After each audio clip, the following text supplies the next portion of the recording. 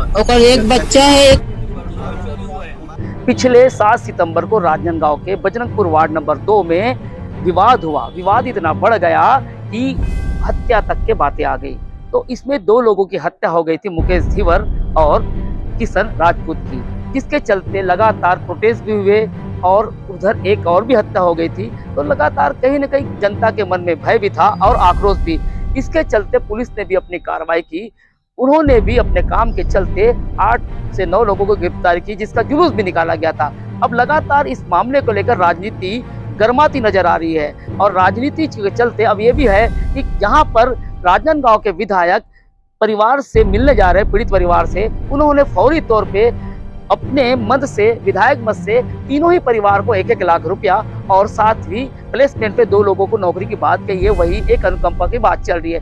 अब इस मामले को लेकर कांग्रेस में मुखर होते नजर आ रही है। वो किसी तरह से इस मुद्दे को छोड़ना नहीं चाहती, क्योंकि कहीं न कहीं विपक्ष में बैठे हैं तो विपक्ष की भूमिका लाजमी है। लेकिन हम फिर कह रहे हैं कि किसी भी मामले को राजनीति का रंग देना ठीक नहीं है, चाहे वो राजनीति को लेकर बीजेपी हो या कांग्रेस। अब इसको लेकर आज फिर जुलूस निकाला गया, क्योंकि मर्डर केस में आज एक और गिरफ्तारी हुई है और 2 लूट वाले हैं। जब विजुअल देखेंगे तो 2 लूट वाले भी आपको साथ में दिखेंगे। मतलब पुलिस का भी कहीं न कहीं अपना रोल निभाना था। उस रोल के तहत हम बता दें कि उसे जब चलते हुए नजर आए तो लोगों के मन से डर भय भी निकले और साथ में लोगों को एक पुलिस की और पुलिसिया कार्रवाई पर भी भरोसा हो। तो इसी के चलते आज अब ये रात हो रही है, हम एसपी कार्यालय में हैं और एसपी कार्यालय में हम एसपी साहब राहुल देव शर्मा जी से बात किए तो उन्होंने बताया इस मामले को लेकर 11 लोगों की गिरफ्तारी हो चुकी है।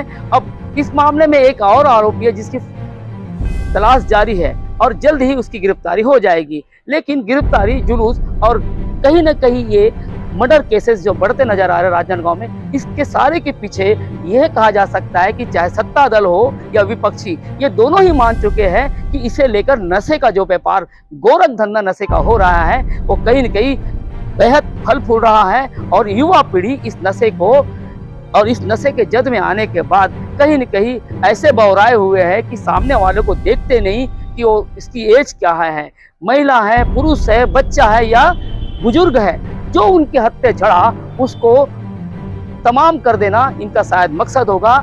ऐसा नहीं कर सकते, लेकिन इनके सिर पे जो फितूर होता है, नशे की जो लत पड़ती है, उस नशे से ना जाने क्या कर दे और क्या कर बैठे। इसी का परिणाम है कि राजनांदगांव में लगातार चाकूबाजी हो रही है और चाकूबाजी के चलते 2-4 लोगों की जान भी चली गई। इस खबर में हम लगातार बने हुए हैं, पहले दिन से आज तक बने हुए हैं और भी जब इस खबर पर अपडेट आएगी तो आप तक पहुंच जाएगी। इस खबर को कवरेज करने में हमारे साथ हमारी सहयोगी कविता है और मैं अखिलेश।